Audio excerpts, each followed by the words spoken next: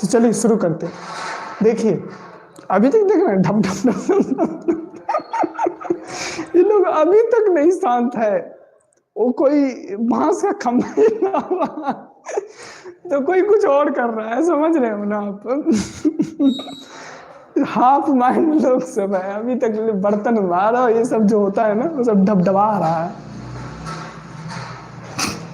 क्या कहें हम इसको। चलिए समझते हैं, शुरू करते हैं। सबक खत्म है, सबक खत्म है, समझे। अच्छा कई बार हम सोचते हैं कि जो अमीर लोग होते हैं, पैसे वाले लोग होते हैं और जिनके पास अच्छा पैसा होता है, अब बोलिए जो समझदार लोग होते हैं वो लोग ऐसे इलाके में रहना क्यों नहीं पसंद करता है, समझे। इसी कारण से नहीं रहना पसंद करता है कि 24 घंटा का जिंदगी हराम कर रखेगा। अभी तक वो सब ढप ढप डुप ढप ढप डुप डुप डुप कर ही रहा, समझे। तो यही रीजन है कि जो पैसे वाले लोग होते हैं तो ऐसे कॉलोनी जहाँ पे ठीक एकदम घसीट के ठेच ठेच कर पॉपुलेशन है, वो सारे कॉलोनी को छोड़ देता है और एक प्राइवेट जैसा जगह खरीदता है जहाँ पे एकदम सील्ड है, कोई नहीं आ सकता ना कोई जा सकता है बिना परमिशन के। ऐसी जगह पे चले जाता है लोग। मतलब इन लोग का जिंदगी में बस एक ही दुख है क्या कि मैं शांत कैसे हो जाता हूँ, समझ रहे हो ना। तो ये की दुख है कि बस मैं शांत कैसे हो जाता हूँ। क्या कीजिएगा, सबकी अपनी अपनी दिक्कत है। चलिए शुरू करते हैं। जितना कमेंटबाजी करूंगा उतना कम ही है इन लोगों पे, क्या करें। देखिए पढ़ाई लिखाई की बात तो मत कीजिए। पढ़ाई लिखाई तो गाला गाली करने में सब A+ पाया हुआ है ग्रेड, समझ रहे हैं ना। एकदम एब्सोल्यूट पाया, जितना गाली हो जाए।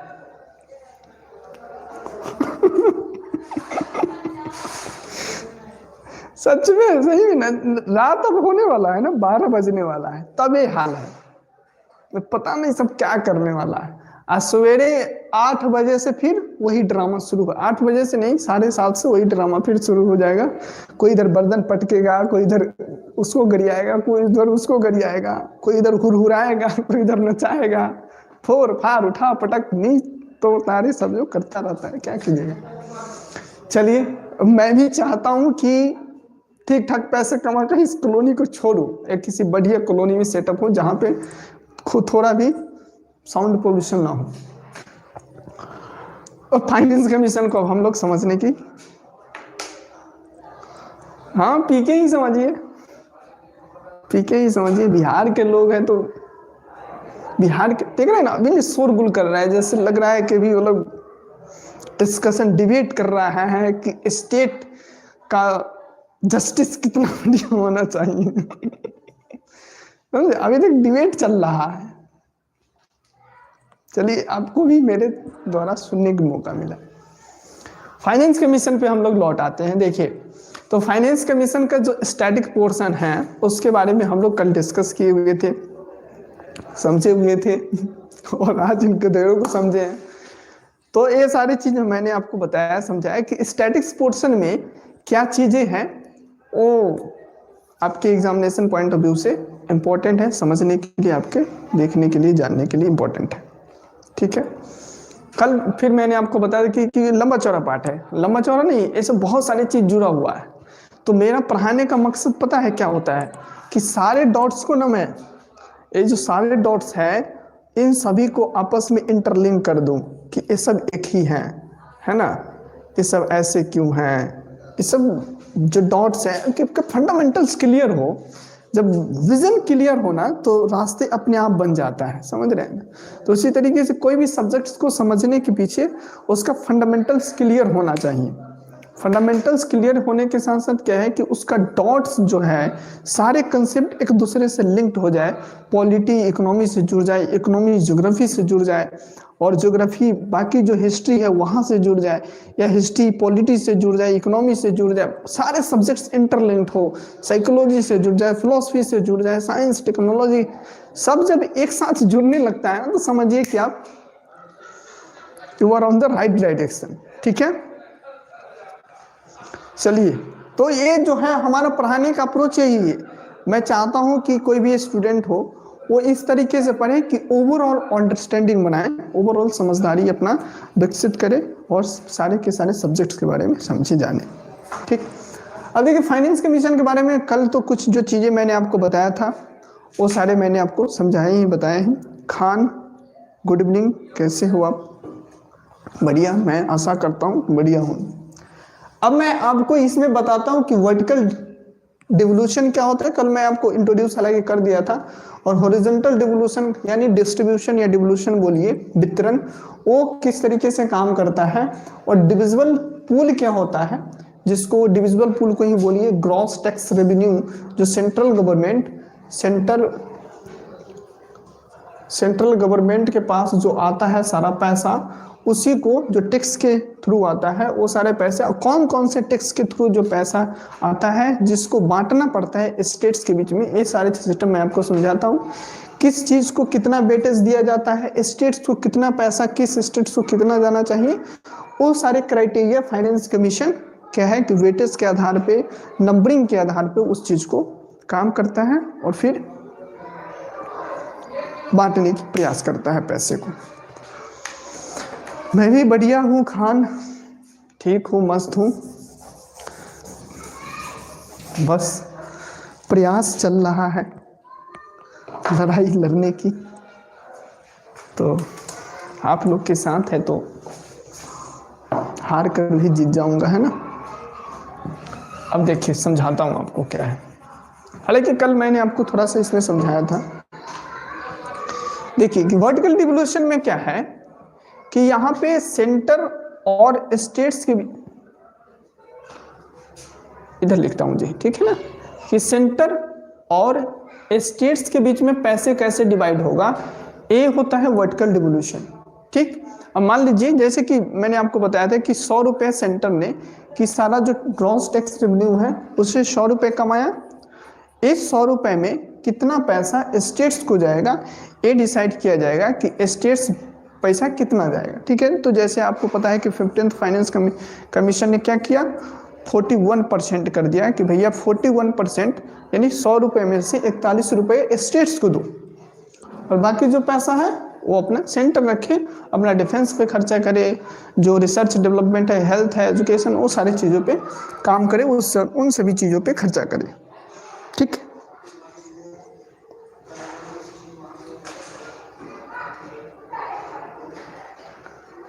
संविधान संशोधन के लिए बहुमत समझा दीजिए किसी दिन। अच्छा, समझा दूंगा। हालांकि मैं पढ़ाया हूँ इसी चैनल पे, मैं वीडियो बनाया हूँ, special majority, simple majority, special with legislature, है ना, स्टेट्स लेजिस्लेशन, वो सारे स्टेट लेजिस्लेटिव असेंबली, वो सारे मैं पढ़ाया हूँ, बट फिर भी बना दूंगा, टेंशन मत लो। ठीक, तो मैंने आपको इसके लिए टेंशन मत लीजिए, मैं पढ़ाऊंगा। ठीक, पढ़ाऊंगा इन सेंस कि मैं एक वो सारे जो कंसेप्ट है वो सब बताऊंगा, मेरा काम ही वही है। तो सो वर्टिकल डिवोल्यूशन में मैंने आपको ये बताया था कि सेंट्रल स्टेट्स के बीच में पैसे कैसे डिवाइड होगा।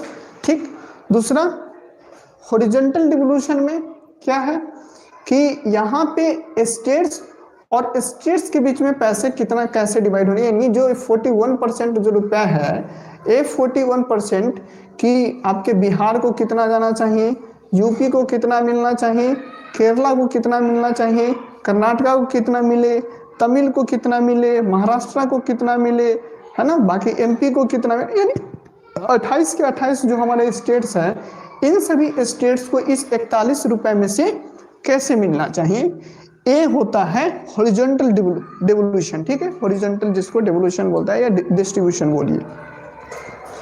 तो vertical distribution is a simple concept कि सेंटर और स्टेट्स के बीच में पैसे का बंटवारे कैसे होगा, ठीक है। यानी पिताश्री और बेटा के बीच में पैसे का बंटवारे क्या होगा। और हॉरिजॉन्टल डिवोल्यूशन मींस क्या, कि बेटा और बेटा के बीच में पैसे डिवाइड कैसे होगा, ठीक।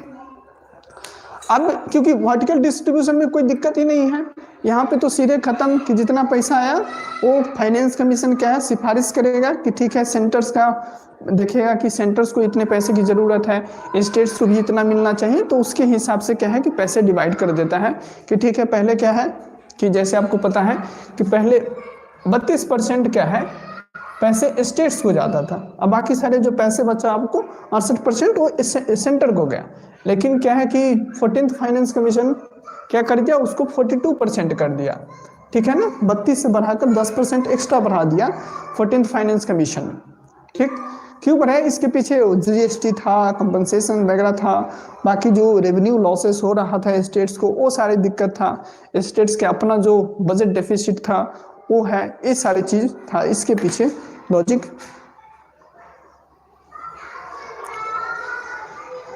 उस चीज को समझाने के पीछे मतलब करने के पीछे, ठीक है।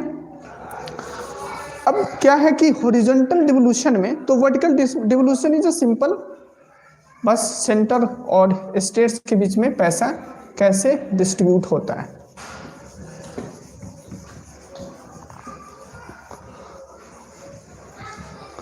तो मैं इसको हटाता हूं, फिर से आपको समझाता हूं क्लियर।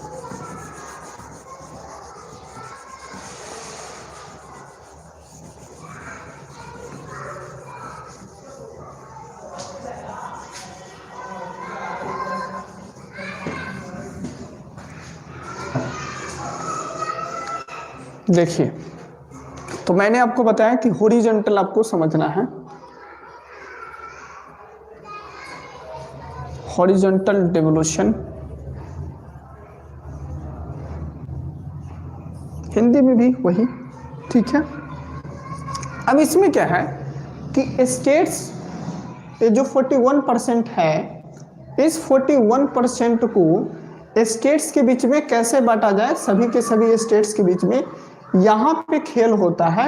इसके लिए क्या है, इस खेल को खेलने के लिए फाइनेंस कमीशन क्या है, एक वेटेज बनाता है, समझे, वेटेज। और वेटेज क्या बनाता है, कुछ क्राइटेरिया को देखकर फाइनेंस कमीशन हमारे वेटेज बनाता है। कैसे, जैसे मैं आपको बताऊं तो देखिए,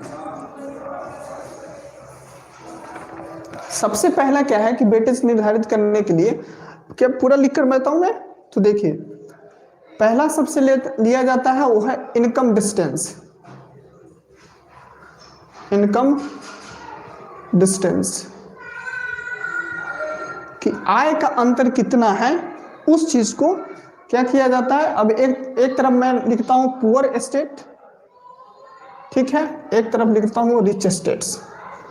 कहने का मतलब कि वो राज्य जो गरीब स्टेट है, गरीब राज्य है, जैसे यूपी बिहार हो गया, एमपी हो गया, और वो स्टेट्स जो अमीर है, अमीर कहने का सेंस रिसोर्सेज अच्छा है, काम अच्छा किया है, डेवलपमेंट अच्छा हो चुका है उनके पास, ये उन सभी को रिच स्टेट माना जाता है, ठीक है। तो क्या है कि वेटेज दिया जाता है कि किस चीज को कितना वेटेज दें। तो इनकम डिस्टेंस का जो वेटेज है वो रखता है हमारी जो फाइनेंस कमीशन है, वो 45% अच्छा, ये 15th फाइनेंस कमीशन ने जो बनाया था रिपोर्ट, उसके बारे में हम लोग डिस्कशन कर देंगे कि 16th फाइनेंस कमीशन अभी तो पब्लिक नहीं किया है कि हाँ भैया हम इतना वेटेज दे रहे हैं, क्या देने, उसमें थोड़ा ऊपर नीचे बदलाव करेगा। तो जब फाइनेंस कमीशन अपना रिपोर्ट पब्लिक करेगा तो हम लोग उस पर एक नया डिस्कशन शुरू करेंगे। हाँ, तो इनकम डिस्टेंस को 45% देता है, इसलिए कि जो गरीब स्टेट है उसको पैसा मिले और जो अमीर स्टेट्स है उसको थोड़ा कम मिले, ठीक है। तो पहला ये कि आय का अंतर जो है उसको देखा जाता है, ठीक है। दूसरा पॉपुलेशन कि पॉपुलेशन को भी 15% वेटेज दिया जाता है कि अगर पॉपुलेशन जिस स्टेट में ज़्यादा है तो उस स्टेट्स को ज़्यादा पैसा देना पड़ेगा, क्योंकि वहाँ पे ज़्यादा लोग हैं तो वहाँ पे ज़्यादा खर्चा होगा, जैसे एजुकेशन में हो गया, हेल्थ में हो गया, इंफ्रास्ट्रक्चर में हो गया। देख रहे हैं अभी तक लड़का सब बोल रहा है, 6-6 साल के बच्चा सब ही बोल रहा है, ये सब पता नहीं सब क्या खा खा के पैदा लेता है ये सब। तो पॉपुलेशन जो है, पॉपुलेशन को 15% दिया जाता है, ताकि अब जैसे बिहार में है तो पॉपुलेशन ज़्यादा है, यूपी में है पॉपुलेशन ज़्यादा है, तो यहाँ पे जितने लोग ज़्यादा है ना, तो उसके ऊपर खर्चा करना पड़ता है स्टेट्स को। ठीक बुला कैसे ले बाबू। ठीक है, तीसरा आपका जो तीसरा जो क्राइटेरिया होता है वो एरिया का होता है, क्षेत्रफल, कि एरिया जिसका जितना बड़ा है। अब जैसे यूपी है तो यूपी का एरिया बहुत ज़्यादा है, तो यूपी को हमेशा जो पैसा मिलता है फाइनेंस कमीशन के रिकमेंडेशन पे वो सबसे ज़्यादा मिलता है, सभी स्टेट से ज़्यादा है। तो एरिया का जो है वेटेज दिया जाता है, 15% एरिया का भी वेटेज दिया जाता है। ठीक, चौथा जो वेटेज दिया जाता है आपके डेमोग्राफिक परफॉर्मेंस, डेमोग्राफिक परफॉर्मेंस यानी कि जनसांख्यिकी प्रदर्शन की पॉपुलेशन कंट्रोल मेजर्स जो हमारी सरकार ने इंट्रोड्यूस किया है। सेंट्रल गवर्नमेंट हर स्टेट्स को बोला कि देखो भैया पॉपुलेशन कंट्रोल करो। ठीक है, जो यहाँ पे डेंसिटी बढ़ गया ना हमारे बगल में, इस डेंसिटी को कम करने की बात हमारी सेंट्रल सरकार ने बहुत बार बोला कि पॉपुलेशन को कंट्रोल कीजिए। ठीक है, तो सारे कंट्रोलिंग मेजर्स सेंट्रल गवर्नमेंट क्या है कि सभी स्टेट्स को टारगेट दिया कि आप पॉपुलेशन को कंट्रोल कीजिए। लेकिन क्या जो केरल है, कर्नाटका है, जो डेवलप स्टेट्स आज माना जा रहा है, वो सारे क्या किया, कंट्रोल किया। लेकिन हम यूपी और बिहार वाले तो फ्री खेलने वाले हैं, तो क्यों कंट्रोल करें, तो हम यूपी बिहार वाले ने नहीं किया। तो इसलिए डेमोग्राफिक परफॉर्मेंस का भी 12% क्या है वेटेज दिया जाता है, कि जिसने जो जो स्टेट्स अच्छा किया है पॉपुलेशन को कंट्रोल करने में, उसको रिवार्ड के तौर पे है ना उसको मिलना चाहिए कि भैया हाँ पैसा हमने क्योंकि अच्छा काम किया है तो हमको थोड़ा ज़्यादा पैसा दो, इंसेंटिव मिलना चाहिए, है ना, रिवार्ड्स मिलना चाहिए। तो ये वाली काम हमारी पहले नहीं था डेमोग्राफिक परफॉर्मेंस का, लेकिन 15th फाइनेंस कमीशन ने इस चीज़ को जोड़ा। ठीक है, पांचवा एक और है जिसको बोलता है फॉरेस्ट एंड इकोलॉजी। तो वन और पारिस्थितिकी कि जहाँ पे फॉरेस्ट ज़्यादा है, फॉरेस्ट कवर ज़्यादा है और आपके इकोलॉजी बढ़िया है, तो वहाँ से क्या है कि ऑक्सीजन भी तो सप्लाई करता है, तो उस चीज़ को भी वेटेज दिया जाता है, उसको वेटेज दिया जाता है 10%। ठीक, और एक और वेटेज है, एक और जो क्राइटेरिया है उसको बोला जाता है टैक्स एफर्ट। टैक्स एफर्ट यानी कहने का मतलब उसको 2.5% दिया जाता है, कि जो जो स्टेट्स टैक्स कलेक्ट करने में, जो स्टेट्स जनरली टैक्स लगाता है, जीएसटी की बात नहीं कर रहा हूं मैं, ठीक है ना, जीएसटी नहीं, जीएसटी एक तो सेंट्रल टैक्स है, लेकिन टैक्स एफर्ट में क्या है कि वो सारे जो टैक्स है, जैसे स्टैंप ड्यूटी हो गया, हाँ स्टैंप ड्यूटी जो स्टेट्स लगाता है, सेंट्रल गवर्नमेंट लगाता है, लेकिन उसको कलेक्ट करता है कौन, स्टेट्स कलेक्ट करता है। ठीक है, स्टेट्स का जो एक्सरसाइज ड्यूटी हो गया, है ना, स्टेट्स का एक्सरसाइज ड्यूटी हो गया, जैसे तंबाकू प्रोडक्शन, मान लीजिए कि अल्कोहल बना रहा है या शराब बना रहा है, इन सभी चीज पे स्टेट एक्सरसाइज ड्यूटी लगाता है, तो उसको कलेक्ट करने में जो अच्छा काम किया है उसको क्या है कि सरकार उसको उसका वेटेज देता है कि आपने पैसा सही से कलेक्ट किया है, यानी आप अपना बजट का ख्याल रख रहे हैं, तो हम इसका भी वेटेज देते हैं। ठीक है, जैसे और भी हो गया लैंड रेवेन्यू टैक्स वगैरह, ये सब सरकार लगाती है, चाहे छोटा मोटा टैक्स नहीं लगाती है स्टेट गवर्नमेंट, वो सारी चीज। तो इसका इंसेंटिव भी 2.5% देता है, ये पूरा 100% हुआ। इसके ऊपर क्या है कि एक स्कोर कार्ड बनाया जाता है, एक 6 के 6 जो चीज है वेटेज, इसके वेटेज के हिसाब से एक स्कोर कार्ड बनाया जाता है और सभी स्टेट को स्कोर कार्ड, स्कोर में नंबर दिया जाता है, उस नंबर के हिसाब से क्या है पैसा दिया जाता है कि देखो स्टेट्स तुमने इस कैटेगरी में अच्छा परफॉर्म किया है, तुम्हें इतना पैसा मिलना चाहिए। ठीक है, हालांकि 2023 में इसमें क्वेश्चन पूछा था, 2023 में यूपीएससी में क्वेश्चन पूछा था कि कौन कौन से जो वेटेज है, क्राइटेरिया है 15th फाइनेंस कमीशन ने नया इंट्रोड्यूस किया है। तो उसमें एक था टैक्स एफर्ट, आपके फॉरेस्ट एंड इकोलॉजी, तीसरा डेमोग्राफिक, और हाँ डेमोग्राफिक क्या है इसका, परफॉर्मेंस।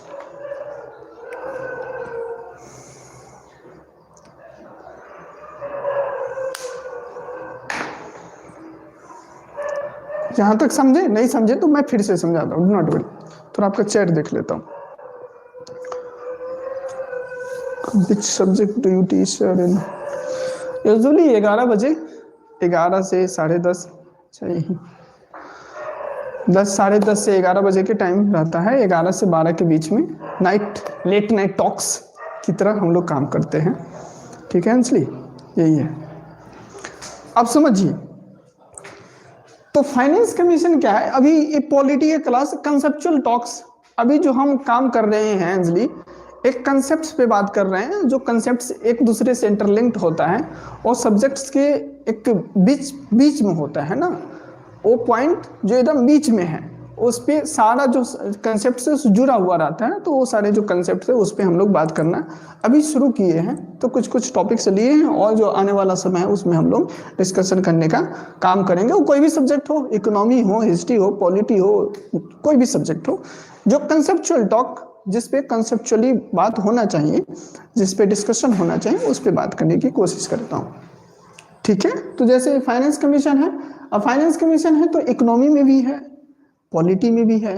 ठीक है, इस पे एक वीडियो ऑलरेडी बना चुका हूँ, लाइव आ चुका हूँ।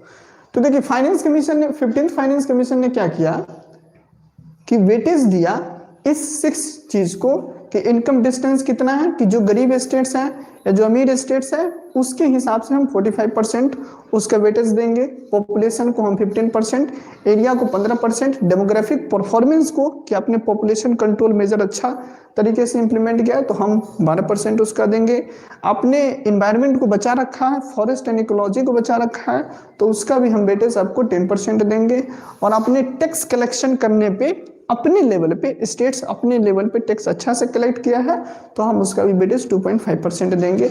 और इस वेटेज के हिसाब पे क्या है कि एक स्कोर कार्ड बनाएगा, स्कोर कार्ड बनाएगा कौन, हमारे फाइनेंस कमीशन साहब। अब इसमें कैलकुलेशन बहुत ज्यादा है, ठीक है, तो उसको आपको जानने की कोई जरूरत नहीं। तो उस स्कोर कार्ड के हिसाब से कि अब यूपी को पैसा कितना मिलना चाहिए, जितना भी पैसे हो इस 41% में से आपके बिहार को कितना मिलना चाहिए, केरला को कितना मिलना चाहिए, तमिल को कितना, कन्नड़ को कितना, बाकी जो सारे स्टेट्स हैं उन सभी 28 के 28 राज्य को कितना पैसा मिलना चाहिए, ये जो वेटेज है इसी वेटेज के आधार पे मिलता है। ठीक है, यहां तक समझ गए?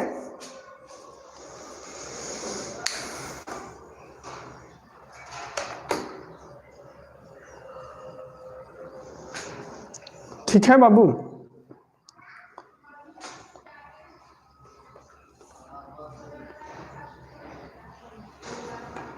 नहीं, हाँ साउथ इंडियन, हाँ यहाँ पे ठीक है, आपने क्वेश्चन अच्छा किया श्री। देखिए साउथ इंडियन स्टेट्स को पैसा ज्यादा मिलना चाहिए, ऐसा इसीलिए क्या है कि 15th फाइनेंस कमीशन ने डेमोग्राफिक परफॉर्मेंस को वेटेज में रखा, क्योंकि विद्रोह कर रहा था, साउथ इंडियन स्टेट्स है वो विरोध कर रहा था 15th फाइनेंस कमीशन। जैसे अभी 16th फाइनेंस कमीशन क्या है कि जो आपकी सिफारिश है बनाना जो शुरू करता है उस पे क्या है कि सारे स्टेट से बात विवाद किया, उसका कंसर्न समझा कि आपकी दिक्कत क्या है, आपकी परेशानी क्या है, आप किस तरीके से सोचते हैं, आपको कितना पैसा मिलना चाहिए, वो सारे चीज लेवल पे बात होता है। जैसे अभी जो हमारे अरविंद साहब हैं वो सारे स्टेट्स में घूम घूम कर सारे स्टेट्स के सारे कंसर्न्स को समझ रहा है, सुन रहा, ठीक है, उसके बाद तब जाकर वो रिकमेंडेशन देते। ऐसा नहीं कि सवेरे उठे और रिकमेंडेशन न्यूज़पेपर पढ़ा उसके बाद दे दिया। वो सारे जो प्रोग्राम है, सारे जो चीजें हैं, जो कंसर्न्स है वो सारे चीज को सुनता है, उसके बाद रिकमेंडेशन बनाता है फाइनेंस कमीशन, तब जाकर प्रेसिडेंट साहब को सौंपता है कि हाँ इस तरीके से आप पैसे को डिवाइड कीजिए। ठीक है, तो पहले से क्या था, अब क्या है कि इसमें 2011 का सेंसस को इंक्लूड किया था कि पॉपुलेशन 2011 के हिसाब से चलेगा। ठीक, अब 2011 की बात किया जैसे finance commission, 15th finance commission ने, तो साउथ इंडियन स्टेट्स ने क्या किया, विरोध किया कि आप 2011 के हिसाब से पॉपुलेशन को मानिएगा।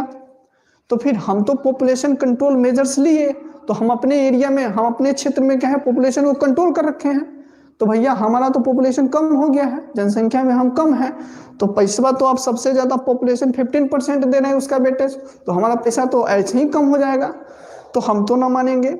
तो ये सारी चीजों को देखते हुए क्या है कि डेमोग्राफिक परफॉर्मेंस को भी 12% वेटेज देना पड़ा हमारे 15th फाइनेंस कमीशन को, तब जाकर थोड़ा सा जस्टिस हो पाया साउथ इंडियन स्टेट्स के साथ। नहीं तो क्या है कि नॉर्थ वाले, यूपी बिहार, कोई भी ऐसा काम किया नहीं, पैसा तो ले लिया सेंटर से, लेकिन कोई पॉपुलेशन कंट्रोल वाली मेजर ऐसा कोई उठाया नहीं, कोई कदम ऐसा उठाया नहीं।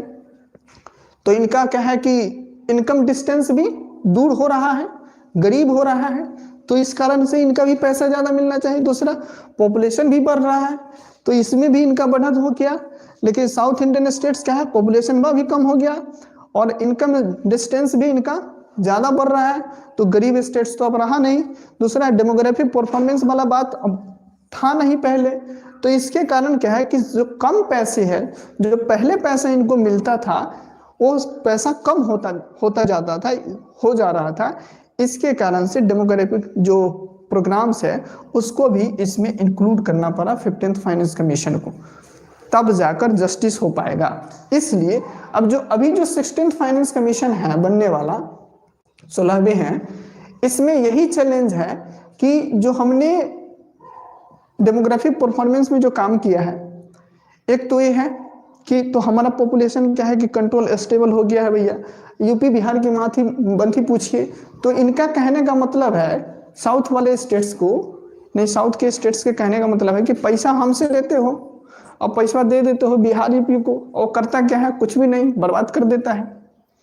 तो पैसा उसको क्यों देते हो, मुझे ही दो, हम ही डेवलपमेंट करेंगे, कहने का ये मतलब है, समझे। तो इस चीज पे डिबेट होता है, हर बार होता है, जब भी फाइनेंस कमीशन रिकमेंडेशन देता है तब भी होता है।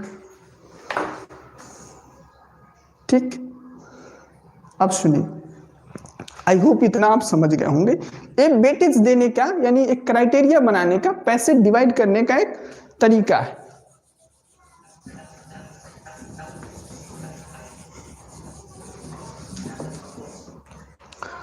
अब क्या है कि जो डिविजिबल पूल नाम का एक चीज है, इसमें कुछ कुछ चीजें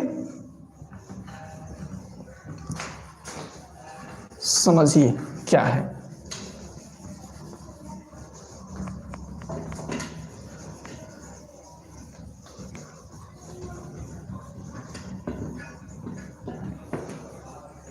ये बोर्ड का ढक्कन नहीं जाएगा, समझे। तो हॉरिजॉन्टल डिवोल्यूशन का तरीका यही है, वेटेज क्राइटेरिया निकाले, उसका स्कोर कार्ड बनाए और फिर जिस स्टेट का स्कोर जिस तरीके से आया उसके हिसाब से पैसा हम क्या करेंगे, डिवाइड कर देंगे, दे देंगे। तो उस पैसे को डिवाइड करने के लिए क्या है कि हमारी जो फाइनेंस कमीशन है वो एक डिविजिबल पूल बनाता है जिसको बोलता है ग्रॉस टैक्स रेवेन्यू। ठीक है, कहने का मतलब कि जितना जो टैक्स से पैसा आया है, कुछ टैक्स से, सारे टैक्स से नहीं, कुछ टैक्स से वो सारे पैसा इस डिविजिबल पूल में जाएगा और उतना ही पैसा स्टेट्स के साथ शेयर किया जाएगा। ठीक, अब मैं आपको बताता हूँ ये डिविजिबल पूल में क्या क्या आता है। तो इस डिविजिबल पूल को बनाया जाता है, तो इस डिविजिबल पूल में वो सारे टैक्स आता है जो आर्टिकल 270 बात करता है। तो 270 कहता है कि एक डिविजिबल पूल बनाया जाएगा, फाइनेंस कमीशन रिकमेंडेशन देगा और फिर उस रिकमेंडेशन के ऊपर हमारे प्रेसिडेंट साहब क्या करेंगे, पैसे को डिवाइड करेगा स्टेट्स के बीच में। ठीक है, और इसी में बोलता है कि आर्टिकल 270 के तहत वो सारे जो टैक्स आएंगे, जैसे इसमें मैं लिखा हूं कि यह स्पष्ट करता है कि किन टैक्सों का बंटवारा किया जाएगा और किन्हें नहीं किया जाएगा। यानी आर्टिकल 270 ये बात करता है कि किस टैक्स को डिवाइड किया जाएगा स्टेट्स के बीच में और किस किस टैक्स को स्टेट्स को शेयर नहीं किया जाएगा। ठीक है, तो इसको क्लैरिटी के लिए पहले मैं लिखता हूं। पहला है इनकम टैक्स।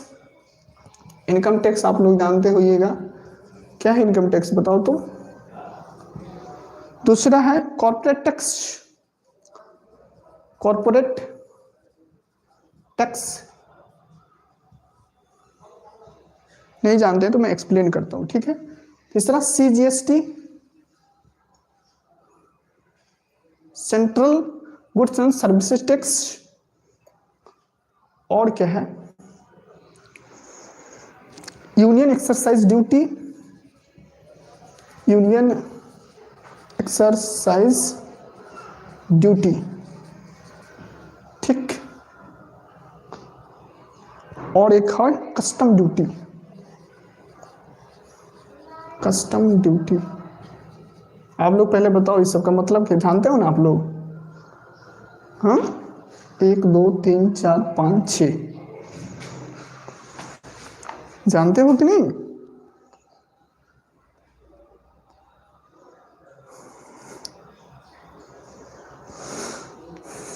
ओके, देखने आए थे, कोई बात नहीं खान, देख ही लो यार। आप फोटो एक लगा लीजिए अपने कमरा के सामने, अब बेड जहाँ पे है उस बेड के सामने, फिर देखते रहिए। देखिए, तो इस ग्रॉस टैक्स रेवेन्यू में क्या है, ये सारे जो टैक्स है यही आता है, ठीक है।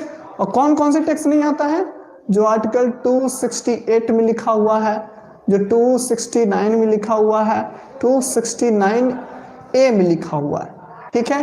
ये सारे टैक्स क्या है 270 में नहीं आता है। यानी इन सभी टैक्स के थ्रू जो पैसा कलेक्ट करता है, सेंटर करे या स्टेट्स करे, वो डिविजिबल पूल का पार्ट नहीं बनता है। यानी इन सभी आर्टिकल्स के थ्रू अगर पैसा कलेक्ट किया जा रहा है तो उस पैसा को स्टेट्स के बीच में डिवाइड नहीं किया जाएगा, ठीक है। बस इनकम टैक्स आप जानते हैं कि किसी व्यक्ति की इनकम पे लगता है। अगर मैं एक लेवल से ज़्यादा पैसा कमाने लगूँ तो सरकार हमारे ऊपर बोलेगी चल इनकम टैक्स भर बाबू। कॉर्पोरेट टैक्स कि आप जानते हैं कि जो कंपनीज होता है, कंपनीज मोटा प्रॉफिट कमाता है तो कॉर्पोरेट टैक्स उसके प्रॉफिट पे लगाया जाता है, ठीक। CGST, सेंट्रल GST, आपको पता है कि सेंट्रल गवर्नमेंट GST लगाता है। यूनियन एक्सरसाइज ड्यूटी तो प्रोडक्शन पे लगाता है हमारी यूनियन गवर्नमेंट, कि जब भी आप कोई भी चीज़ प्रोड्यूस कर रहे हैं तो उस पर यूनियन गवर्नमेंट क्या है एक्सरसाइज ड्यूटी लगाता है।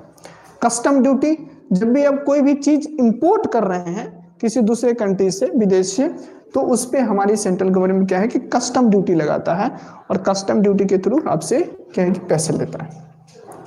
तो ये सारे जो टैक्स है, इनकम टैक्स हो गया, कॉर्पोरेट टैक्स हो गया, CGST हो गया, यूनियन एक्सरसाइज ड्यूटी हो गया और आपके कस्टम ड्यूटी हो गया, ये सारे जो टैक्स है ये सब के सब डिविजिबल पूल के पार्ट होता है।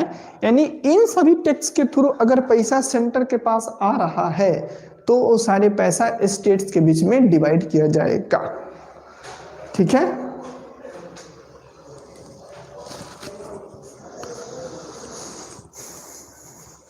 ठीक, अब क्या है, अब जैसे मैं आपको एक चीज बताता हूं कि मान लीजिए कि 100 रुपए हमारी सेंट्रल गवर्नमेंट ने कमाया, ठीक। इस 100 रुपए में नहीं,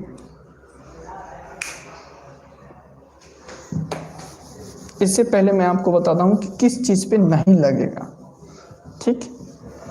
यानी किस चीज के थ्रू अगर सेंट्रल गवर्नमेंट पैसा कमाती है तो उसको बांटना नहीं पड़ेगा। तो एक तो आप ये समझिए कि इसके थ्रू अगर सेंट्रल गवर्नमेंट पैसा कमा रही है तो उसको स्टेट्स के साथ शेयर करना पड़ेगा, ठीक।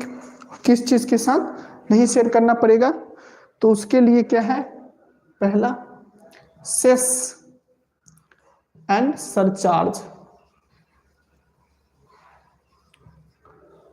सेस एंड सरचार्ज, ठीक, टैक्स हमारी सरकार लगाती है। सेस सरचार्ज क्या होता है मैं आपको समझाता हूं। सेस और सरचार्ज हो गया, दूसरा non tax revenue, non tax revenue जैसे सरकारी कंपनीज वगैरह से आता है, पब्लिक सेक्टर यूनिट से आता है, जैसे रेलवे से हो गया, आरबीआई से हो गया, यानी जितनी भी सरकारी कंपनीज है उससे जो प्रॉफिट आया, पैसा सरकार को आया, डिविडेंड के रूप में आया, वो सारी चीज़ उसको भी शेयर नहीं किया जाता है। तीसरा आपके जो क्या है जी, cost of collection, cost of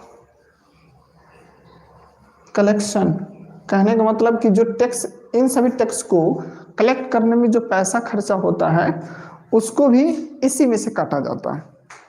ठीक है, टैक्स वसूलने में जो पैसा है उसको भी काटा जाता है। तो यानी इन सभी तरीकों से अगर पैसा कमा रहा है सेंट्रल गवर्नमेंट तो वो सारे पैसे क्या है, स्टेट्स के साथ शेयर करना पड़ेगा। ये हमारे आर्टिकल 270 में लिखा हुआ है। 270 बोलता है कि इन सभी चीज के थ्रू अगर पैसा कमा रहे हो भैया तो पैसा शेयर करो स्टेट्स के साथ।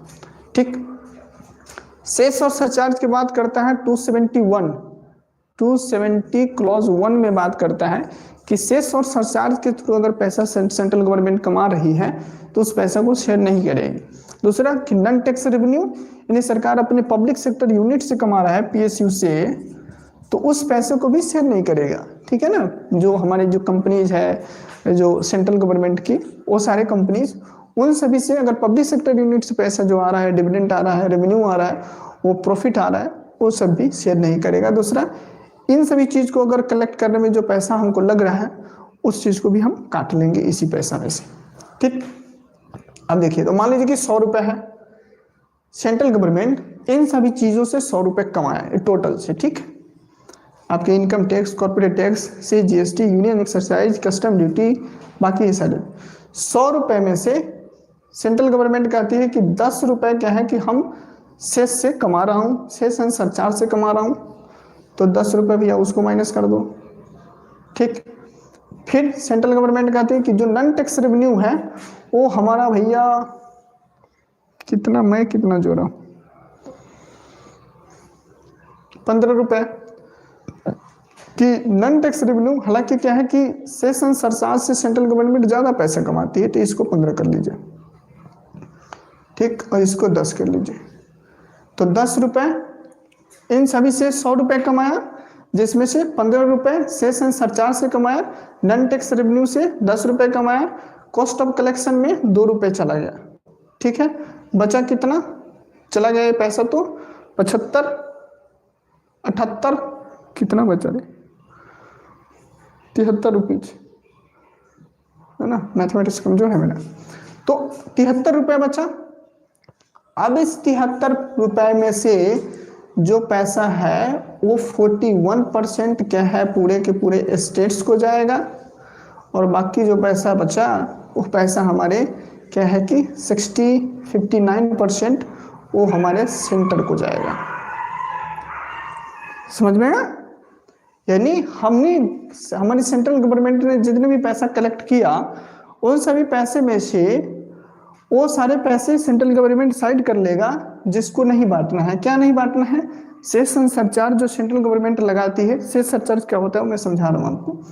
नॉन टैक्स रेवेन्यू जो पब्लिक सेक्टर यूनिट से जो पैसा आता है उसको, और ये सभी टैक्स को कलेक्ट करने में जो हमको पैसा जाता है, सैलरी देना पड़ता है ना, जो हमारे टैक्स कलेक्ट करने वाले व्यक्ति होता है, उन सभी चीज को, हाँ कॉस्ट ऑफ कलेक्शन वही। तो क्या टैक्स कलेक्शन करने में पैसा नहीं लगता है? सरकार ऑफिसर्स रखता है, उसका डाटा रखने पड़ता है, किसने दिया, कब दिया, कैसे दिया, कितना किस पे लगेगा, कैसे लगेगा, कब देना है, ये सारा कलेक्शन तो रखता ही है। उसके लिए मैन पावर चाहिए, तो सारा तो कॉस्ट ऑफ कलेक्शन तो चाहिए, पैसा लगता ही है ये सबको कलेक्ट करने में। Custom duty, union exercise duty, ये सब पे तो हमारे जो ऑफिसर्स है वो सब काम करता है, तो वो सारे जो पैसा है वो सबको निकालना पड़ता है। ठीक है, इतना इसमें काम करना पड़ता है। ये सब चीज करने के बाद जो पैसा बचा, 15 रुपए हमने सेस का घटा लिए, 10 रुपए हमने नॉन टैक्स रेवेन्यू का घटा लिए, 2 रुपए जो कॉस्ट ऑफ कलेक्शन आया उसको घटा लिए, बचा 73 रुपए। 73 रुपए में से आपका 59 रुपीज क्या है, 59 रुपीज सेंटर रख लेगा इस बात का कि भैया हमें भी डिफेंस देखना है, आर्मी के लिए रिसर्च एंड डेवलपमेंट करना है, डीआरडीओ में पैसा चलाना है, देना है, इसरो में देना है, हेल्थ इंफ्रास्ट्रक्चर में देना है। हम भी तो प्रोग्राम लॉन्च करते हैं, है ना, प्रधानमंत्री आवास योजना, उसका पैसा कहाँ से आएगा? और 41% क्या है स्टेट्स के साथ शेयर कर देगा। वो 41% जो हमारी फाइनेंस कमीशन रिकमेंड करती है, उस उनके रिकमेंडेशन के ऊपर ये पैसा को शेयर किया जाता है स्टेट्स के बीच में। ठीक, समझे यहाँ तक? ठीक है, आप थोड़ी जल्द ही डिस्ट्रीब्यूट कीजिए। ओके। सेस और सरचार्ज जानते हैं कि क्या है कि हमारी सेंट्रल गवर्नमेंट किसी पर्पस के लिए सेस लगाती है। जैसे बोलता है एजुकेशन सेस हो गया, हेल्थ सेस हो गया, है ना, इन सभी चीज के लिए हमारी सेंट्रल गवर्नमेंट क्या है कि 4% पैसा लगाती है, ऊपर से सरचार्ज लगाती है इनकम टैक्स पे, कि जितना टैक्स हमारी सरकार ले रही है इनकम टैक्स पे, उसके ऊपर से 4% और दो, हेल्थ के नाम पे, एजुकेशन के नाम पे, इन्वायरमेंट के नाम पे, डेवलपमेंट के नाम पे, इंफ्रा के नाम पे, ठीक है ना, या किसी कम्युनिटी के डेवलपमेंट के नाम पे, इन सभी पे पैसा लगाती है। उसी तरीके से सरचार्ज जो है, सरचार्ज आपके जो पैसे वाले लोग हैं, है ना, अमीर लोग हैं, जिनका जो पैसा है वो मानिए कि जैसे अभी जो न्यू टैक्स रिजीम है उसके हिसाब से मान लीजिए कि उसका पैसा 50 लाख रुपए एनुअल है, और 50 लाख से लेकर 1 करोड़ के बीच में है, 1 CR के बीच में है, तो उस पर 10% लगेगा भैया सरचार्ज। हमारी सरकार लेती है किसी पर्पस के लिए, वो भी किसी पर्पस के लिए है।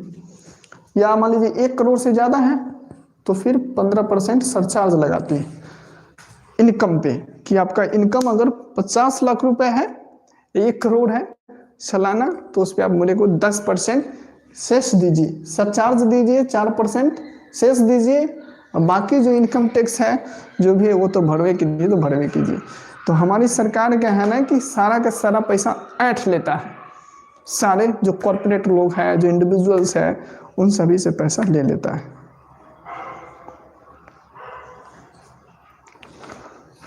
भैया इधर कंसेप्ट क्लास चलता है हो अनुराग, समझ गए यहाँ तक?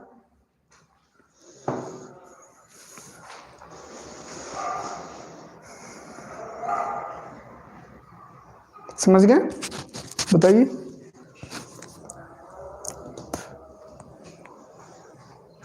ये जो तरीका है, इसी तरीका से क्या है कि फाइनेंस कमीशन रिकमेंडेशन देता है, और फिर वो जो सारे पैसे हैं उन सारे पैसे को क्या है स्टेट्स के बीच में, सेंट्रल स्टेट्स के बीच में और स्टेट्स के बीच में क्या है पैसे डिवाइड किया जाता है।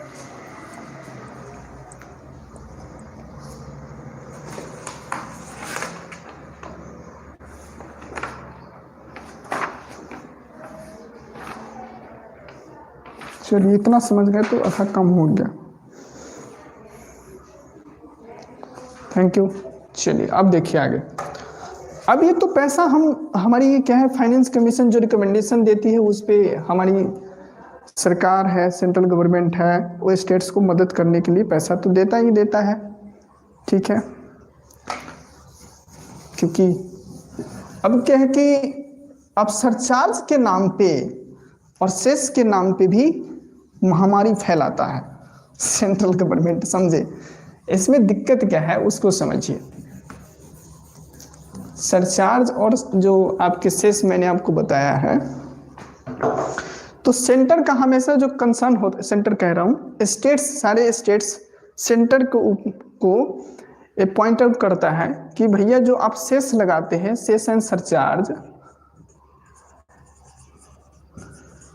इससे बहुत ज्यादा पैसा आप क्या है कमाते हैं और पैसा स्वयं रख लेते हैं। क्यों? क्योंकि मैंने आपको बताया कि आर्टिकल 270 यही बोलता है, 271 क्लॉज 1 बोलता है कि सेस और सरचार्ज के जो पैसा कमाएगा सेंट्रल गवर्नमेंट, उसको क्या है कि स्टेट्स के साथ शेयर करने की कोई जरूरत नहीं है, ठीक है। क्यों? क्योंकि सेस और सरचार्ज जो हमारी सेंट्रल गवर्नमेंट लगाती है वो किसी पब्लिक पर्पस के लिए लगाती है, किसी पर्पस के लिए लगाती है। तो सारे के सारे स्टेट्स कहता है कि आपने सेस और सरचार्ज लगाकर जो हमारा जो ग्रॉस टैक्स रेवेन्यू होता उसको आपने कम कर दिया, ठीक है। तो आप कम कर देते हो, जिसके कारण क्या है कि जो पैसा हमें ज्यादा मिल सकता था वो पैसा हमारी कम हो जाती है। तो उसके बाद क्या है कि सब जब स्टेट्स के बीच में सारे पैसे बंटता है तो हमें बहुत कम मिलता है। तो इसलिए सेंट्रल गवर्नमेंट से बार बार स्टेट्स अनुरोध करता है कि देखिए आप सेस और सरचार्ज को या तो कम करो, कुछ परसेंटेज कम कर दीजिए, यानी 20%। आप जो 15 से 20% सिर्फ पैसा जो आप कमा रहे हैं वो सिर्फ सेस एंड सरचार्ज से कमा रहे हैं और अपना झोली में भर ले रहे हैं। तो वो काम न कीजिए, आप थोड़ा इसको कम कर दीजिए, सेस एंड सरचार्ज को कम कीजिए, ताकि क्या है कि हमारा जो ग्रॉस टैक्स रेवेन्यू है वो बढ़ सके और हम लोगों के साथ भी पैसा शेयर हो की जा सके। तो सेस और सरचार्ज के लिए भी झगड़ा हमेशा सेंट्रल और स्टेट्स के बीच में चलता रहता है, ठीक। तो ये बात आपको ध्यान में रखना है। सेस एंड सरचार्ज की झगड़ा क्यों चलता है? क्योंकि ये पैसा जो है वो किसी भी स्टेट्स के साथ शेयर नहीं करती है हमारी सेंट्रल गवर्नमेंट, ओके। ये पर्सनल पैसा होता है। अब क्या है, ये तो पैसा जो गया सो गया, ठीक है। और बाकी समझिए, ग्रांट्स इन ऐड दिया जाता है कि भैया ग्रांट्स दिया जाता है सभी स्टेट्स को। तो ग्रांट्स भी 2-3 तरीके का होता है, क्या है। अच्छा, इसमें मैं एक चीज आपको समझाया नहीं हूं, वो मैं आपको समझाता हूं, थोड़ा रुकिए। एक स्टैट्यूटरी ग्रांट्स होता है। स्टैट्यूटरी ग्रांट्स कहने का मतलब कि जो हमारे अनुच्छेद 275 है वो बात करता है कि इतना पैसा आपको ग्रांट्स देना है उन सभी स्टेट्स को जो स्टेट्स गरीब है, जिसका फाइनेंशियल हेल्थ ठीक नहीं है, ठीक है, बजट डेफिसिट है या उसको बोलता है रेवेन्यू डेफिसिट, वो कमजोर है, उसको पैसा दीजिए आप। दूसरा एक और है जिसको बोलता है डिस्क्रिशनरी ग्रांट। सो डिस्क्रिशनरी विवेकाधीन जिसको बोलता है ना, यानी सेंट्रल गवर्नमेंट की विवेक के ऊपर है कि पैसा देना चाहे तो दे, नहीं देना चाहे मत दो, ठीक। 3 तरीके के ग्रांट्स है। एक और होता है डिजास्टर में जो दिया जाता है, तो उसमें जो डिजास्टर में जो ग्रांट्स, जैसे मान लीजिए फ्लड आ गया, बाढ़ आ गया, फ्लड बाढ़ तो एक ही है, सूखा पड़ गया या कोई ऐसा भूकंप आ गया, तो उस समय पे भी क्या है सेंट्रल गवर्नमेंट स्टेट्स को ग्रांट देता है। एक ग्रांट देने के तरीका है। और जो स्टैट्यूटरी ग्रांट्स है ये हमारा सीएफएसआई से, कल मैं आपको बताया था कि सीएफएसआई कंसोलिडेटेड फंड ऑफ इंडिया से डायरेक्ट पैसा दिया जाता है हमारे जो स्टेट्स, गरीब स्टेट्स हैं, जिसको पुअर कट स्टेट्स बोलिए, उन सभी स्टेट्स को, ताकि उनका जो बजट रेवेन्यू डिफिसिट है, इस टर्म में भूल जा रहा हूँ बार बार, तो जो रेवेन्यू डिफिसिट है, कहने का मतलब क्या है कि उन लोग के पास इतना पैसा नहीं कि अपना डेली का खर्चा चला सके, है ना। तो रेवेन्यू उनके पास आ ही नहीं रहा है, जो रेवेन्यू पैसे कमाने की जो जरिया उनके पास है ही नहीं। जैसे बिहार है, जो मान लीजिए कि पहाड़ी क्षेत्र है या जहाँ पे ट्राइबल्स लोग ज़्यादा है, तो वहाँ पे टैक्स का कलेक्शन बहुत जीरो ना के बराबर है स्टेट्स का। तो उन सभी स्टेट्स को क्या है कि स्पेशल स्टैट्यूटरी ग्रांट्स दिया जाता है सेंट्रल गवर्नमेंट के द्वारा, वो भी हमारे फाइनेंस कमीशन साहब रिकमेंड करता है, उसको सीएफएसआई से दिया जाता है, ताकि वो लोग का जो रेवेन्यू डिफिसिट है उसको पूरा किया जा सके, वो लोग भी अपना काम कर सके, ठीक है। एक और होता है स्पेशल ग्रांट, इसको बोलता है स्पेशल ग्रांट्स। जैसे और भी मिलता है, जैसे मान लीजिए इंफ्रास्ट्रक्चर के लिए, रोड बनाने के लिए दे दिया, है ना, और क्या बनाएगा, मॉल बनाने के लिए तो नहीं ही देगा, रोड बनाने के लिए, एजुकेशन के लिए, हेल्थ के लिए। तो वैसे गरीब जो स्टेट्स हैं उन सभी को स्पेशल ग्रांट भी दिया जाता है हमारे सेंट्रल गवर्नमेंट के द्वारा, ठीक है।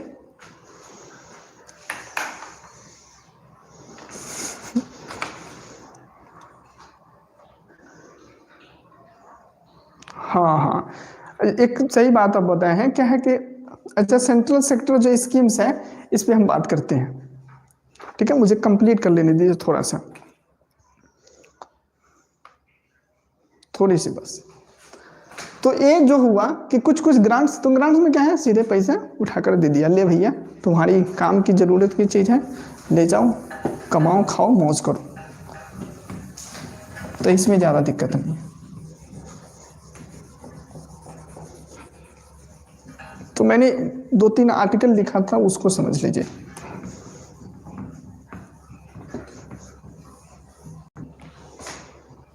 एक मैं आर्टिकल लिखा था 270, ठीक, दूसरा लिखा था 268, 269, 269 ए 4 आर्टिकल लिखा था, तो जिसमें मैंने आपको बताया कि 270 बोलता है ये कि फाइनेंस कमीशन के रिकमेंडेशन पे डिविजिबल पूल बनाया जाएगा और फिर उस रिकमेंडेशन के हिसाब से क्या है कि पैसे बांटा जाएगा स्टेट्स के बीच में, ये तो ये बात करता है।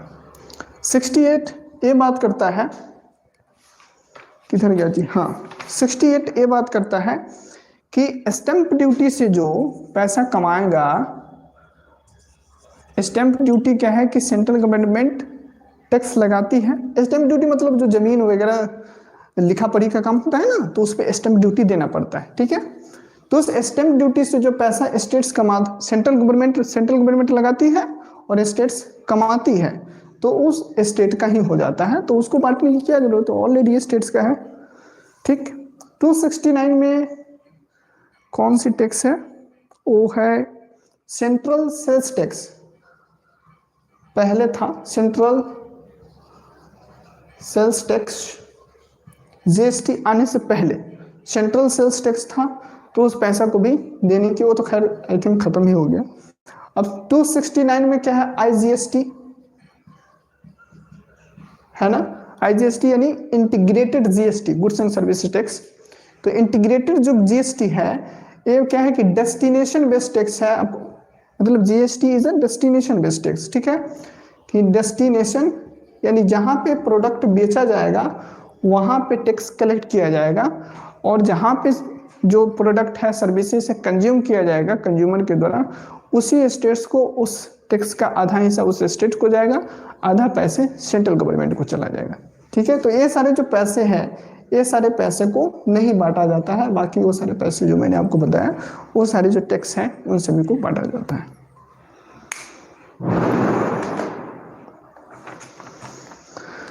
ये तो मैंने आपको सारा बताया समझाया।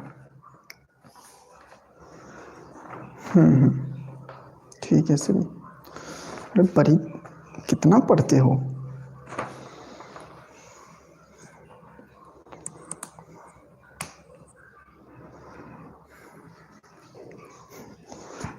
अच्छा लगता है आपके कमेंट्स देखकर मुझे, है ना, बड़ी मेहनत करते हैं आप, मुझसे भी ज़्यादा मेहनत करते हैं। थैंक यू नैना। अब देखिए कुछ इसमें क्या है, तो आपने एक पॉइंट आउट किया था चीज़ें, क्या कि क्या बोले थे आप, सेंटर सेक्टर स्कीम्स, हाँ। तो स्टेट्स जो ये आपको मैंने सेस और सरचार्ज वाली जो बात बताया, तो सरचार्ज वाली जो मैंने बात बताया आपको, तो स्टेट्स गवर्नमेंट सेंटर को ये भी बोलता है कि सेस और सरचार्ज के पैसा तो आप रख लेते हो, लेकिन जो सेंट्रल सेक्टर स्कीम्स है उसमें पैसा तो हमें भी लगाना पड़ता है। जैसे प्रधानमंत्री ग्रामीण आवास योजना है, तो उसमें कुछ पैसे सेंटर देता है, कुछ पैसे स्टेट्स को लगाना पड़ता है। तो आप यहाँ पे सेस और सरचार्ज का जो पैसा मैक्सिमम है रेवेन्यू वो रख लेते हो, और फिर जो आप जो स्कीम्स इंट्रोड्यूस करते हो सेंट्रल सेक्टर स्कीम्स, वो सारे स्कीम्स में हमें भी पैसा लगाना पड़ता है। तो ये आप ठीक नहीं कर रहे हैं, इसलिए आप सेस और सरचार्ज का पैसे कम कीजिए ताकि हमारे पास ज़्यादा पैसा हो, तभी तो भैया मैं आपका सपोर्ट कर पाऊंगा आपके स्कीम को, ठीक। एक ही तरीका इसके लिए भी विरोध करता है। और कोई पॉइंट तो छूटा नहीं ना। और इसमें जो आपको ग्रांट्स मैं आपको समझा रहा था, ग्रांट्स में क्या है कि जो लोकल लेवल पे जितने भी लोकल बॉडीज है उसके लिए भी ग्रांट्स हमारी फाइनेंस कमीशन बोलता है कि दे दो पैसा, उसको भी थोड़ा पैसा उसके पास भी होना चाहिए, ठीक है। फाइनेंशियली साउंड इन लोग भी होना चाहिए, तो इन लोगों की बात भी किया जाता है। तो मैंने आपको समझाया क्या, ठीक। मैं अब थोड़ा समराइज करने की कोशिश करता हूँ। Give me 1 second.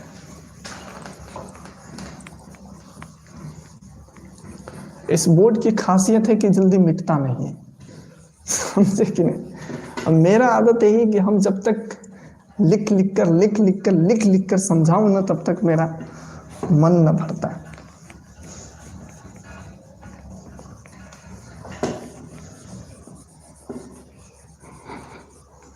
चलिए इतना ही मिटा लो।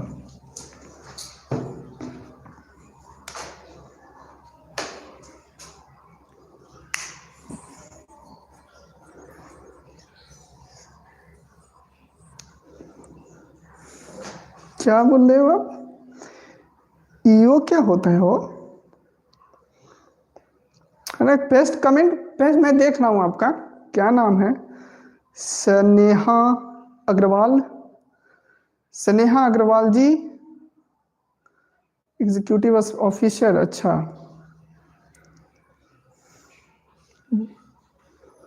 आरपीएस।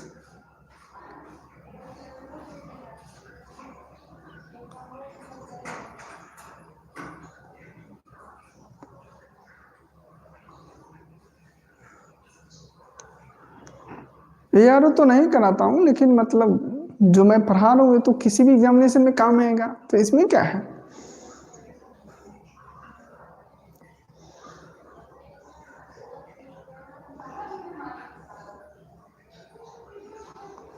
तो हमसे क्या समझना चाहते हैं, टॉपिक्स क्या पढ़ना चाहते हैं, ये बताइएगा, ठीक है?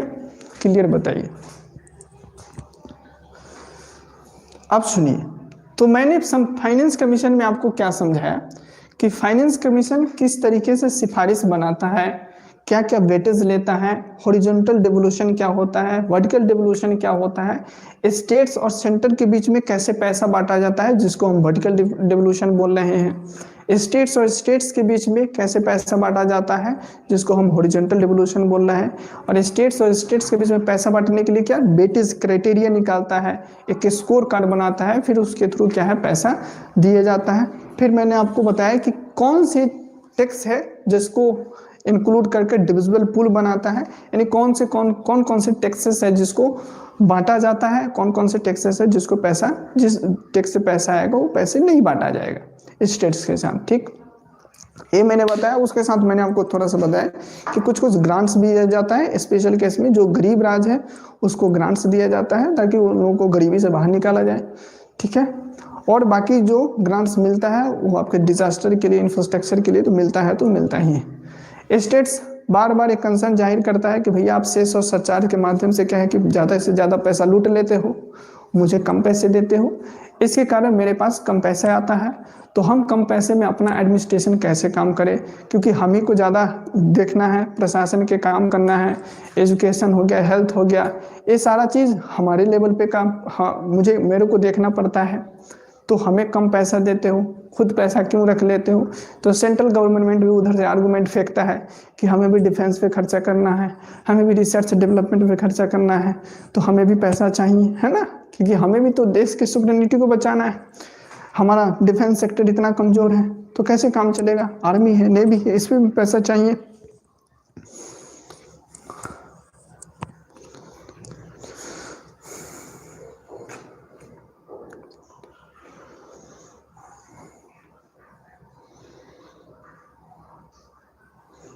ठीक है स्नेहा, मैंने देख लिया आपका। ठीक है,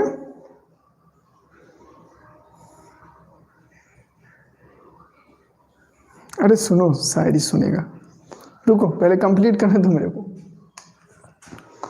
इतना मेहनत करके मैं बनाया हूं, तुझे ऐसा शायरी सुना दूं, सुनो। अब ये जो झगड़े हैं सेंट्रल स्टेट्स, अब जैसे जो 16th फाइनेंस कमीशन है, 16वें फाइनेंस कमीशन बनने वाला है जो 1 अप्रैल से लागू होगा इनका रिकमेंडेशन, तो इनके सामने चुनौती है कि कैसे हम जो पुअर स्टेट्स हैं और जो आपके रिच स्टेट्स हैं इसके बीच में हम बैलेंस करें कि न इनको भी बुरा लगे और न इनको भी बुरा लगे। यानी कि जो डेवलप्ड स्टेट्स हैं, जो हमारे गरीब लोग रह गए हैं, जो हमारे पुअर भाई बहन रह गए हैं, उनको बीच में हम कैसे बैलेंस बनाएं कि ये लोग भी धीरे धीरे गरीबी से बाहर आएंगे और इनका भी जो डेवलपमेंटल मोटिव है वो भी खत्म ना हो, यानी डेवलपमेंट चलता रहे, वो भी चलता रहे। क्योंकि ये भी काम करता है, ये प्रोडक्शन करता है, तो ये कंज्यूम करता है ना। तो यहाँ से मोटा पैसा कमाता है सेंट्रल गवर्नमेंट, और इसी पैसवा को क्या है कि गरीब स्टेट्स को दान दिया जाता है, और गरीब स्टेट्स क्या करता है, उसको बर्बाद कर देता है। तो इसलिए जो अमीर स्टेट्स है वो बोलता है कि ये ठीक नहीं है, इसको थोड़ा आप क्या कीजिए, इस पे काम कीजिए कि पिनलाइज कीजिए, कि जो स्टेट सही से काम नहीं कर रहा है उसको कम पैसे दीजिए, ताकि उसको लगे कि हम ठीक से काम नहीं कर रहे हैं तो मेरे को पैसा कम मिल रहा है, रेवेन्यू कम आ रहा है मेरे पास, ठीक। और जो स्टेट्स अच्छा से काम कर रहा है उसको इंसेंटिवाइज कीजिए, उसको ज़्यादा पैसा दीजिए ताकि वो और मोटिवेट होकर काम करे, ठीक।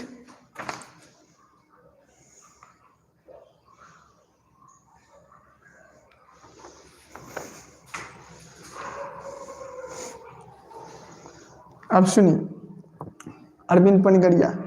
अब क्या है कि जैसे, हालांकि मैंने आपको बता दिया कि जैसे इसमें है कि रिवार्डिंग परफॉर्मेंस दीजिए भैया, जो अच्छा काम कर रहा है उसको पैसा दीजिए, जो इन्वेस्टमेंट इंसेंटिव उसको उस स्टेट्स को दीजिए जो स्टेट्स अच्छा कर रहा है, और सेस और सरचार्ज का जो सेंट्रल गवर्नमेंट बीच में जबरदस्ती घुसेड़ देता है पैसा काटने के लिए, उसको कम करो भैया, ठीक है। सेस और सरचार्ज आप लगाओ लेकिन कम रखो, ठीक है। और सेक्टर स्पेसिफिक जो ग्रांट्स है उसको प्रमोट कीजिए, ताकि जहाँ पे रोड डेवलपमेंट करना है, इंफ्रास्ट्रक्चर डेवलपमेंट करना है, वहाँ पे पैसा जाए, वहाँ पे स्टेट्स काम करें, ठीक है।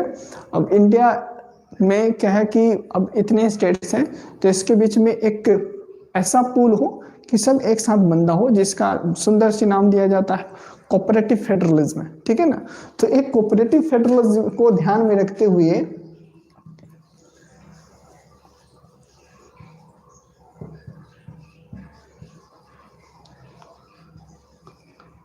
आपके आंसर लिखने में सब शब्द बड़ा काम दे देगा, है ना। सहकारी संघवाद इसको बोलते हैं हिंदी में, सहकारी संघवाद।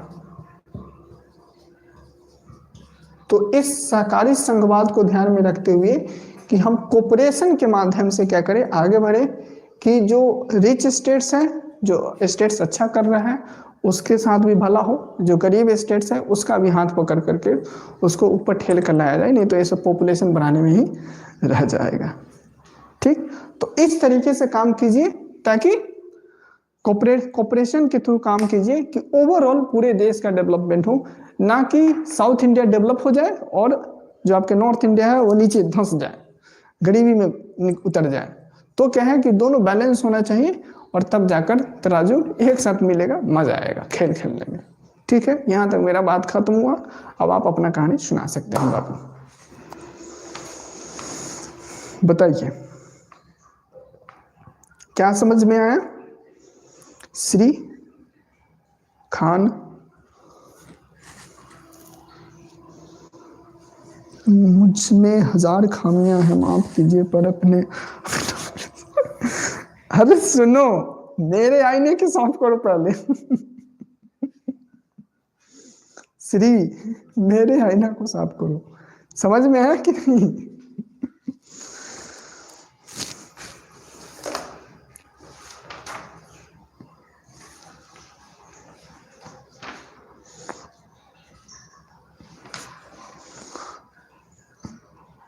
चलो मैंने पूरा बताया आपको।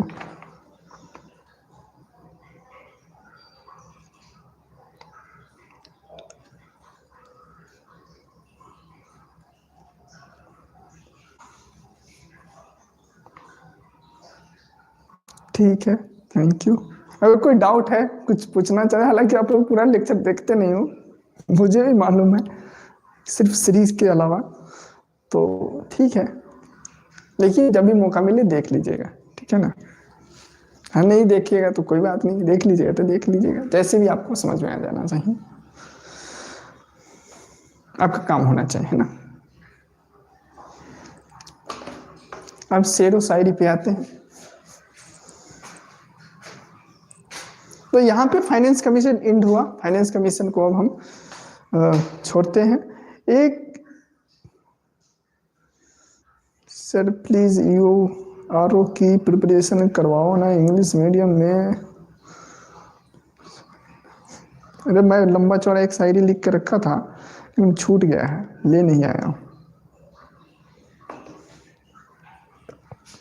शायरी नहीं है लेकिन अच्छा सा ठीक है। आप ही लोग तो अच्छा बोल ही रहे हैं कि मुझ में हजार खामियां हैं, माफ कीजिए पर अपने आईने को साफ कीजिए। अच्छी बात है।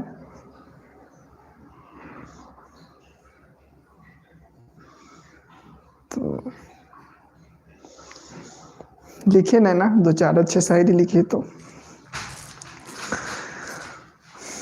अगला कौन से टॉपिक्स पे बात करना चाहिएगा बताइएगा जरूर। कौन से टॉपिक पे बात किया जाए?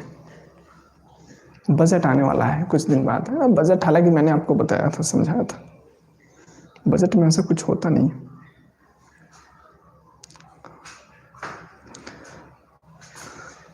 बाबू मैं किसी, है ना, क्या नाम है, स्नेहा अग्रवाल, तो स्नेहा अग्रवाल जी, मैं किसी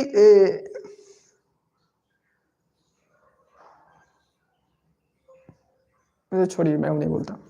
क्या है कि मैं सब्जेक्ट्स के कंसेप्ट्स पे अभी बात कर रहा हूँ। मैं अभी किसी भी ऐसा कॉम्पिटिटिव एग्जामिनेशन की तैयारी नहीं करवा रहा हूँ, ठीक है ना।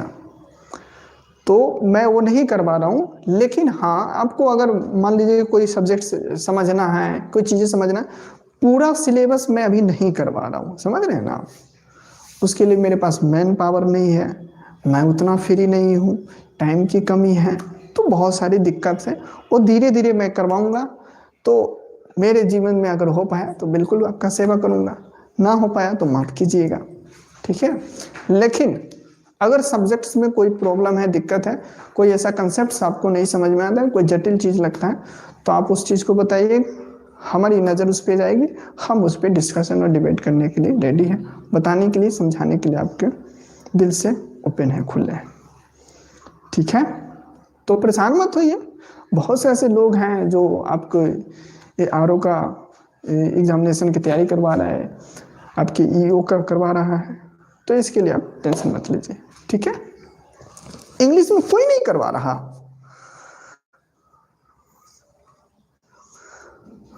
बताइए, तो कोई नहीं करवा रहा है स्नेहा जी। वाह, मतलब रेवेन्यू ऑफिसर की तैयारी कोई नहीं कर रहा है अब, और एग्जीक्यूटिव ऑफिसर का, क्या बात है, लोग इतना स्मार्ट हो गया है।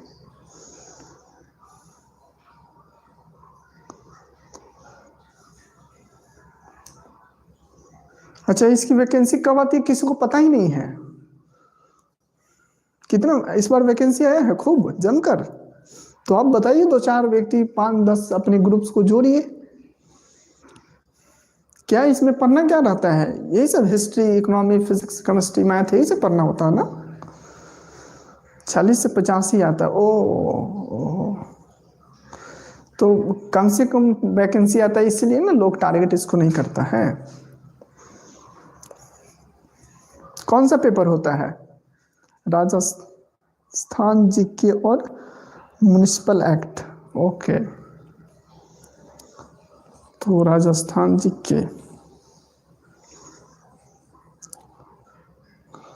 क्या स्टेट गवर्नमेंट का जॉब है, ये सेंट्रल गवर्नमेंट का? इसके बारे में सच में मुझे बहुत कम नॉलेज है। हाँ, तो राजस्थान के बारे में कैसे मैं पढ़ाऊंगा, है ना।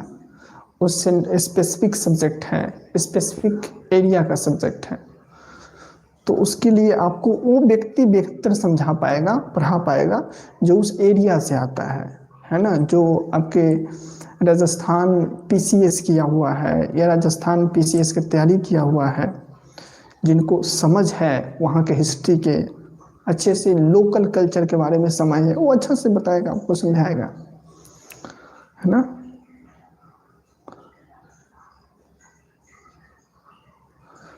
तो इसके लिए परेशान मत होइए, कोई ना कोई करवाता होगा, नहीं करवाता होगा तो 40-50 वैकेंसी आगे करता है, तो आप इतना सीरियस है तो आपका हो जाएगा। किसी को पता ही नहीं चलता है तो आप ही फॉर्म भरिएगा, आप ही का हो जाएगा, उसमें टेंशन क्यों लेते हैं।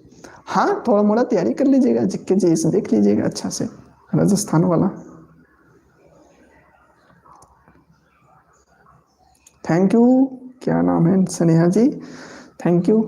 बहुत बहुत शुक्रिया, धन्यवाद। भगवान करे कि जल्दी को रोक रहे ताकि आप लोग के लिए ज़्यादा से ज़्यादा काम करे। थैंक यू, ये तो आप लोग का प्यार है।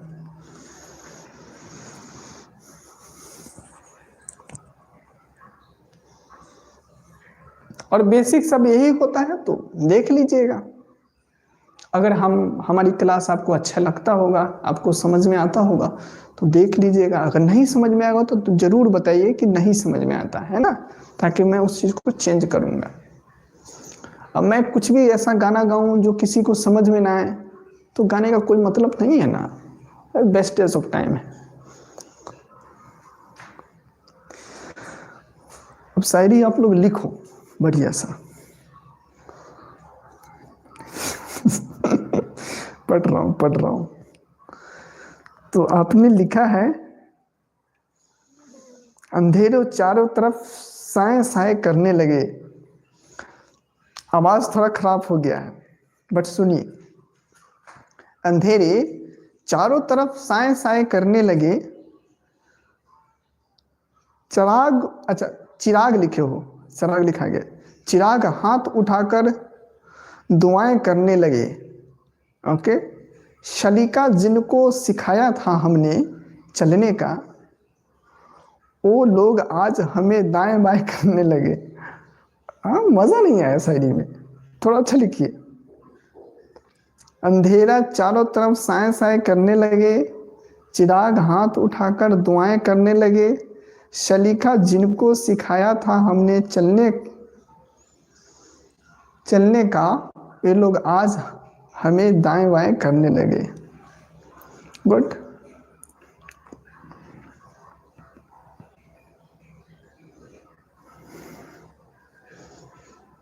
अच्छा लिखिए तो पहले।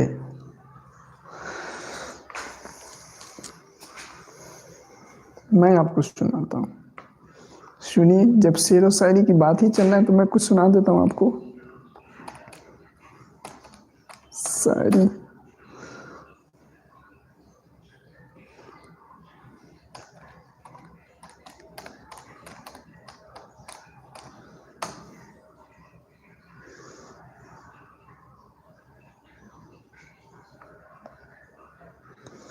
देखिए सुनिए।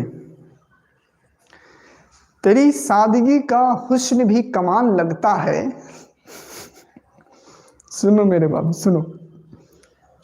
तेरी सादगी का हुस्न भी कमाल लगता है, तेरी हर अदा पे हमें प्यार आता है। तेरे हुस्न की क्या मिसाल दूं, तेरी सादगी का हुस्न भी कमाल लगता है, तेरे हर अदा पे हमें प्यार आता है। तेरे हुस्न की क्या मिसाल दूं, हर आईना भी तेरा दीवाना लगता है। अरे यही तो शायरी आप पहले लिखे थे, बदल दिए थे शायद।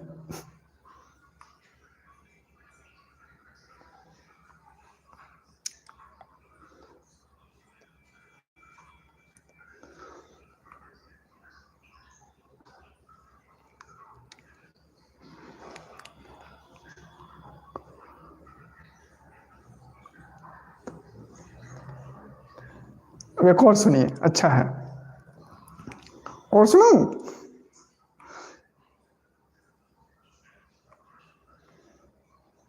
अरे कहाँ गए?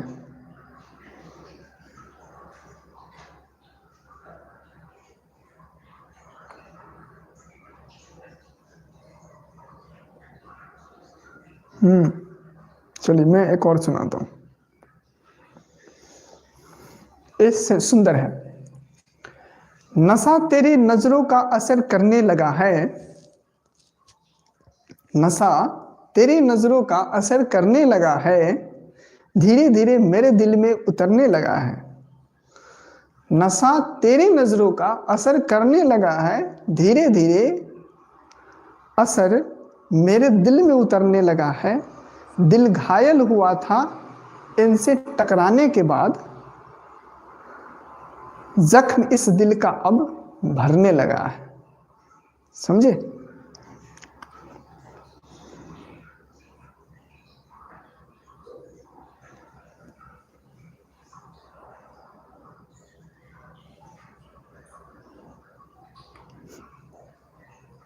ये चल रहा है कि उड़ उड़ खत्म हो गया? ओके, चल रहा है ना। आप सुनिए, एक और सुनिए, एक लास्ट शायरी सुनिए, सुंदर है। न जाने कौन सी शिकायतों का हम शिकार हो गए, न जाने कौन सी शिकायतों का हम शिकार हो गए, जितना दिल साफ रखा उतना गुनाहगार हो गए।